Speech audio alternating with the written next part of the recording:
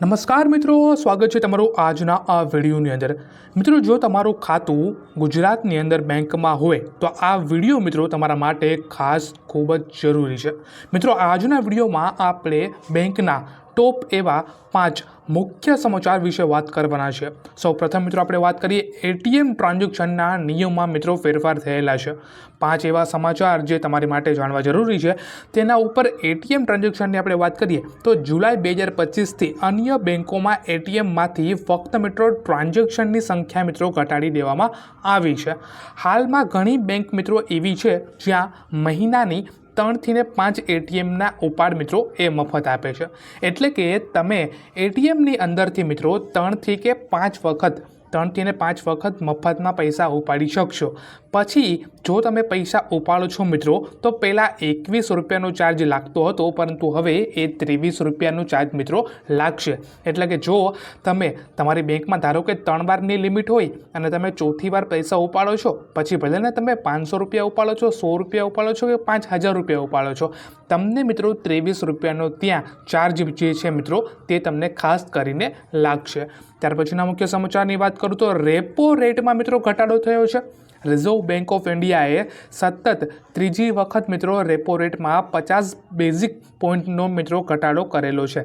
પરિણામનું એવું આવશે મિત્રો કે જે લોન છે મિત્રો એ આપણને હવે સસ્તી મળશે, પરંતુ આઈસીઆઈસીઆઈ બેંક, એચડીએફસી બેંક અને કેનરા બેંકની આપણે વાત કરીએ તો એમાં પણ એફડી જે છે મિત્રો એનું વ્યાજ દર છે મિત્રો એનો પણ સાથે સાથે આપણને ઘટાડો જોવા મળે છે। ત્યાર પછીના મુખ્ય સમાચારની આપણે વાત કરીએ તો એચડીએફસી બેંકમાં મિત્રો ક્રેડિટ કાર્ડના નવા નિયમો ફેરફાર ગયા છે।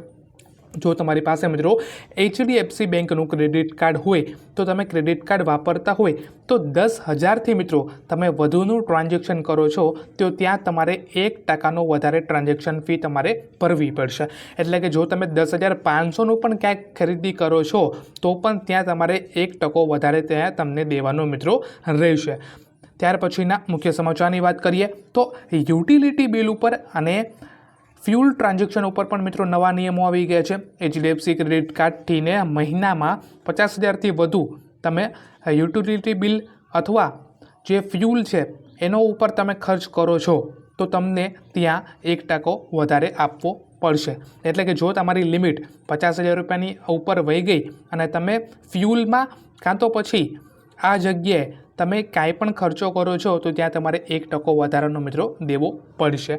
તો તમને શું લાગે છે મિત્રો, આ જે નવા નિયમો છે એ આપણને ખરેખર આ ગુજરાતની અંદર મિત્રો લાગુ થઈ તો ગયા જ છે, પરંતુ આ તમને શું લાગે છે, થવા જોઈએ કે ના થવા જોઈએ મિત્રો? કમેન્ટ કરીને જરૂરથી જણાવજો। આમાં જોવા જઈએ તો બેંક જ કમાય છે, જે નાના વ્યક્તિઓએ મિત્રો આમાં કમાતા નથી અને એને એફડીનો વ્યાજ દર પણ મિત્રો ઓછો મળે છે।